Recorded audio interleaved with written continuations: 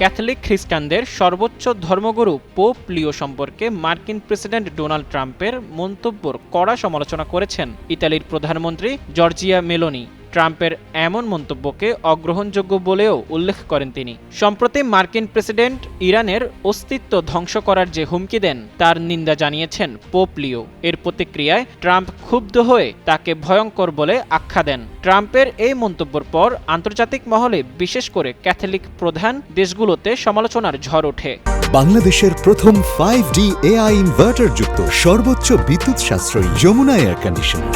ইতালির প্রধানমন্ত্রী সোমবার এক বিবৃতিতে বলেন, পোপ সম্পর্কে প্রেসিডেন্ট ট্রাম্পের শব্দচয়ন অগ্রহণযোগ্য। পোপ ক্যাথলিক চার্চের প্রধান, শান্তির আহ্বান জানানো এবং সব ধরনের যুদ্ধের নিন্দা করা তার নৈতিক দায়িত্ব ও অধিকারের মধ্যে পড়ে। জর্জিয়া মেলোনিকে অনেকে ডোনাল্ড ট্রাম্পের রাজনৈতিক ভাবাদর্শের বলে মনে করেন, কিন্তু পোপের সম্মানের প্রশ্নে তিনি ট্রাম্পের বক্তব্যের কড়া সমালোচনা করে নিজের অনড় অবস্থান জানান দিলেন। রোববার পোপকে নিয়ে আক্রমণাত্মক মন্তব্য করেন ডোনাল্ড ট্রাম্প। বলেন, তিনি মনে করেন না পোপ খুব একটা ভালো কাজ করেছেন। তার উচিত কট্টর বামপন্থীদের খুশি করার চেষ্টা বন্ধ করা।